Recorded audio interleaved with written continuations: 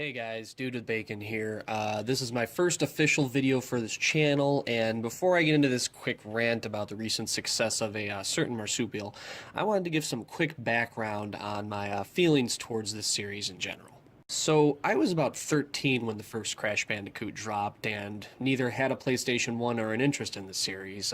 I was more the Tekken and Mortal Kombat type gamer at the time, but once I was able to get the PS1 around age 15, the first game I picked up for it was actually Crash Bandicoot 2, and it is till this day perhaps still one of my favorite PlayStation titles. So, I guess it comes as no surprise that there are millions of other gamers like myself that end up feeling the same way about the Sane Trilogy, and with it being a complete ground-up remake, it sounds like the ultimate treats for any fan of old-school gaming, but I think it goes a little bit deeper than that nostalgia, and I'll try and keep this as brief as possible. See, I feel like we're living in times where most are fairly unhappy with the current state of affairs in the world, not just politically, but economically and probably morally as well.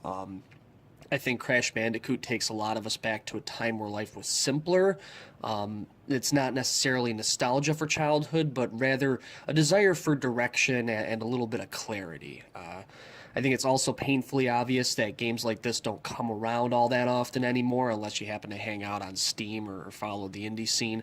Console gamers don't have many platformers, or for that matter, many great opportunities outside of a girth of AAA titles. So when you see something like Crash Bandicoot being pushed by hype and marketing, you might be up for it just because it's something different, and also because it's insanely difficult compared to the previous releases due to all the new hitbox models. So, you know, it gives you something new and a little bit more challenging than what you had before. Also kind of reminding some gamers out there that games are pretty hard.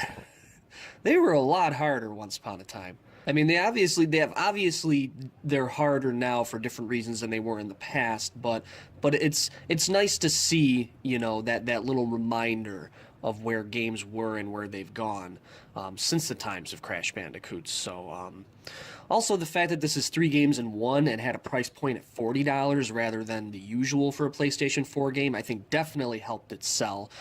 You can see that there was a very clear understanding of the type of game that this was going to be. It's an example of how to do a remaster the right way and how to make gamers happy. I think the only question that I really have is, where do you go from here? You know, I mean, you can do what every gamer seems to want and remake Crash Team Racing, or take this opportunity to do a complete remaster of Spyro, but I don't think those games are going to do any more than just satiate gamers' needs for nostalgia. I mean, I personally want to see a complete revival of the old PS1 gaming culture.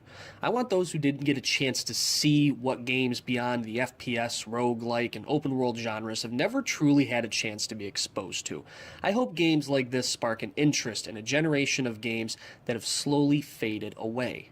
Retro is it's heavily thought of as things from the NES to around the time of the PlayStation 1, but not much credit seems to be given to games beyond that outside of niche little circles and hardcore fans. So however, I feel it proves that there is a market for the 5th generation of games, and I, for one, would much rather see some lesser-known titles, even some that aren't platformers, but rather just some games that maybe weren't as big as they could have been or had potential that wasn't met.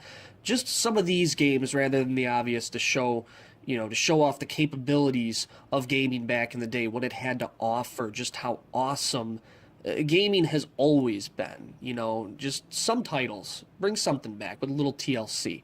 Bring back some of the classics.